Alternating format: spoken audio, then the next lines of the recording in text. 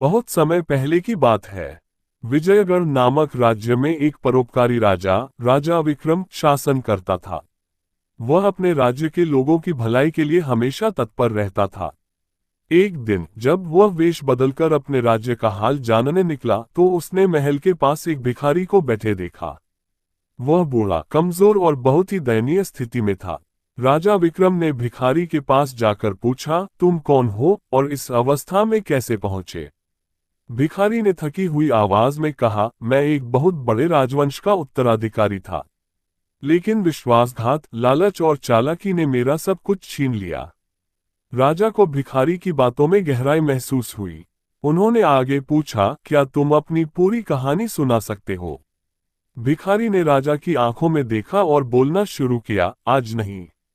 अगर आपको सच में मेरी कहानी जाननी है तो कल रात इसी समय यहाँ आइए।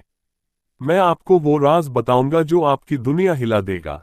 राजा विक्रम वापस महल लौट आया, लेकिन वह पूरी रात सो नहीं सका।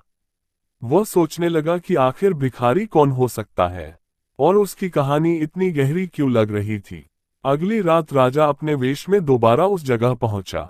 भिखारी पहले से वहां बैठा था, जैसे वह राजा के आने की प्रतीक्षा कर रहा हो। भिखारी ने राजा को देखते ही मुस्कुराया और कहा, राजा विक्रम, मैं तुम्हारे पूर्वजों के राज का असली वारिस हूं। राजा का दिल तेजी से धड़कने लगा। क्या ये कैसे संभव है? भिखारी ने आगे कहा, कई वर्षों पहले तुम्हारे पूर्वजों ने एक गद्दार के साथ मिलकर मेरे परिवार का सर्वनाश कर दिया था। मैं उसी राजघराने का आखिरी वारिस हूं। मैं सालों से सही समय का इंतजार कर रहा था और अब वह समय आ चुका है। इतना कहते ही भिखारी ने अपनी कमीज के अंदर से एक चमकती हुई अंगूठी निकाली। वह अंगूठी ठीक वैसी ही थी जैसी राजा विक्रम के पास थी, उनके राजवंश की पहचान। राजा के चेहरे का रंग उड़ गया। यह असंभव है। अगर तुम सच कह रहे हो तो मेरे पुरखे अपराधी थे। भिखारी की आंखों में आंसू आ गए। सच अक्सर बहुत कड़वा होता। मेरे पूरे परिवार को मारा गया, मेरा राज्य छीन लिया गया और मैं एक भिखारी बन गया। लेकिन अब न्याय का समय आ चुका है। राजा विक्रम चुपचाप खड़ा रहा।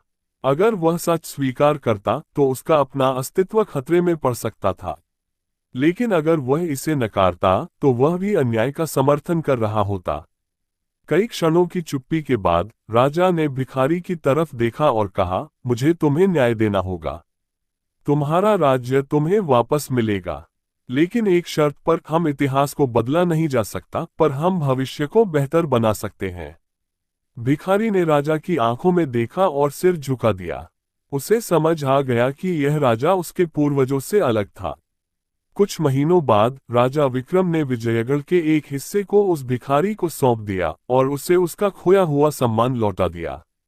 भिखारी अब एक भिखारी नहीं रहा, बल्कि एक राजा बन चुका था, लेकिन वह प्रतिशोध की जगह शांति को चुन चुका था।